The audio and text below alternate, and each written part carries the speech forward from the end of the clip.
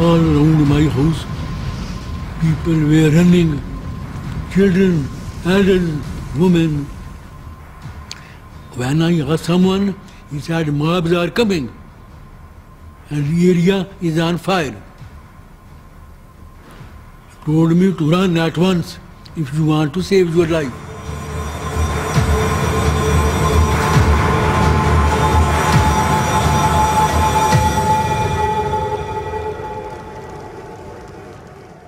The whole horizon full of fire, smokes and all red. It was such a sad, sad, sad moment for my life. Seeing Lahore, such a beautiful city, it was all burning.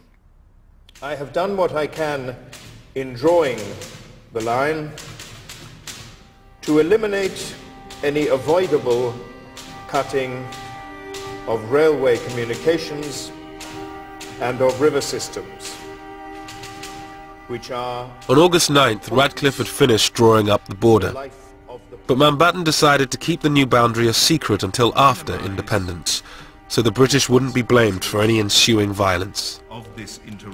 The delay prolonged the uncertainty, and some believe it increased the loss of life. Signed, Cyril Radcliffe. I never forgave him. Why he kept the decision to be announced about Lahore so late? I feel much killing would have been saved if they had announced the fate of Lahore 15 days before. On the eve of independence, Radcliffe wrote to his stepson in London. Nobody in India will love me for my award about the Punjab and Bengal, and there will be roughly 80 million people with a grievance who will begin looking for me. I do not want them to find me. I've worked and travelled and sweated. Oh, how I have sweated the whole time. Radcliffe left India 4 days later, never to return. He was deeply conscious that his rulings or his recommendations would generate controversy, conflict, and the possibility of a loss of a lot of human life. I do remember him saying that any solution, any drawing of the line would have done that.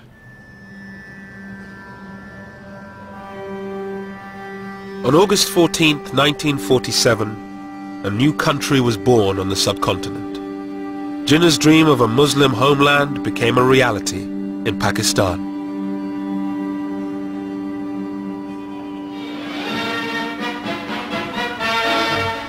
Through Karachi streets drives the Quaid-e-Azam, Muhammad Ali Jinnah, Pakistan's first Governor-General.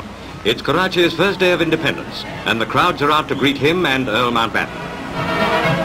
Mountbatten was in Karachi to declare independence for the newly created state. Bizarrely, no one except he and Radcliffe knew where its borders were, but this didn't stop the celebrations.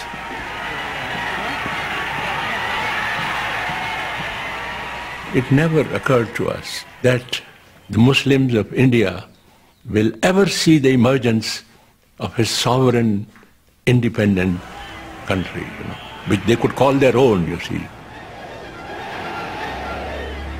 A country they could live for, a country they could die for, you see. It never occurred to us,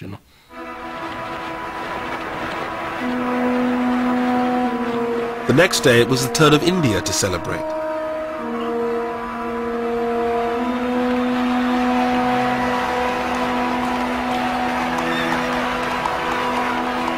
Hundreds of thousands thronged the streets as Nehru, Mountbatten, his wife Edwina and their daughter Pamela made their way to the Constituent Assembly.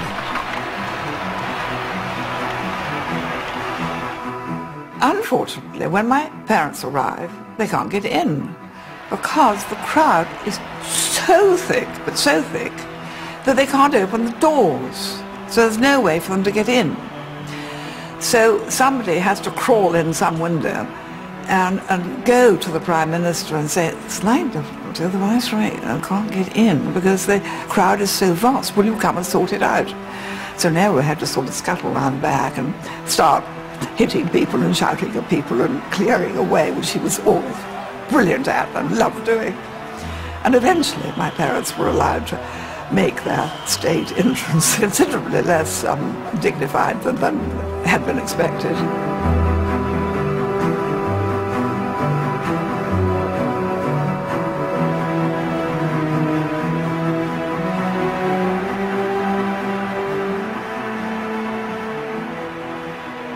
Well, you must remember that whatever the tragedy of partition, there are other aspects to it, and it was an exhilarating occasion.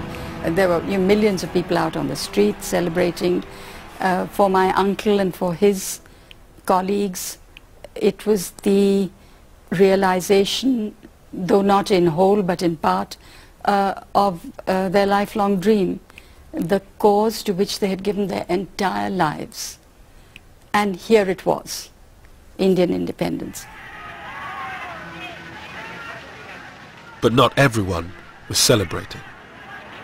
Gandhi, who for decades had struggled for a united independent India, lay fasting in Calcutta.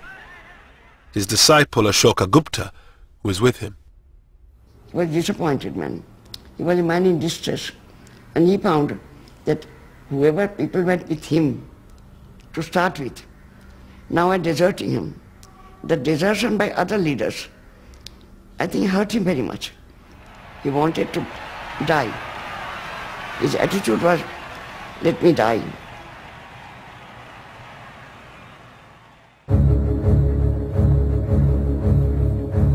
With the celebrations over, Mountbatten finally announced the new border.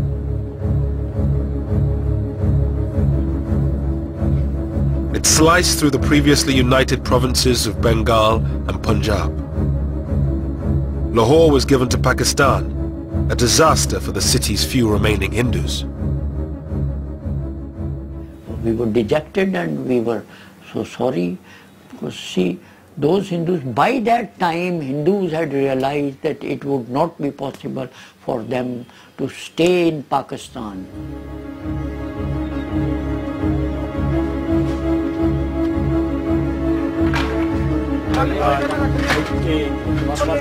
Millions of people were now on the move. Muslims who found themselves on the Indian side of the border, and Hindus and Sikhs who were on the Pakistani side.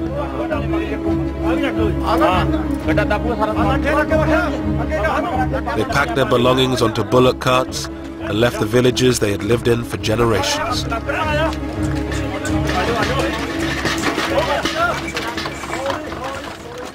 डरते हैं जी, हाँ डरते हैं, बहुत तो डरते हैं।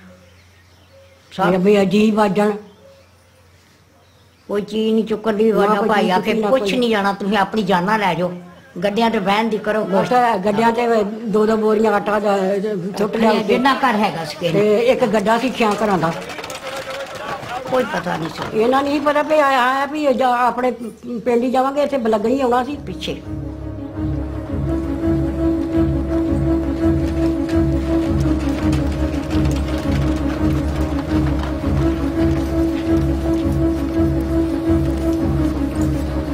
The refugees formed human caravans called kafilas.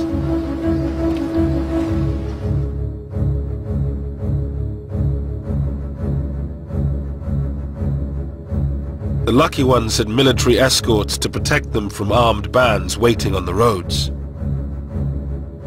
The first major refugee movement, the biggest concentration, was about a 50 miles long column of over 200,000 people was moved, and I was escorting it from Jalandhar onwards up to the Pakistan border. Wajahat Hussain was a young army officer. He had been sent to the Punjab to deal with disturbances on the border. We had very few troops with us, very few troops with us. So here were these people. There were no transport arrangements. There were no arrangements for the medical cover. There was nothing except that we had collected these people in open spaces. They were told to move, and they were moving on foot. Some had bullock carts, and they put their belongings on the bullock carts, and their old people and children. Others were on the foot. And we used to do about, initially we used to do about 15 to 20 miles in a day, but as they got tired, as the days passed by, they became less and less.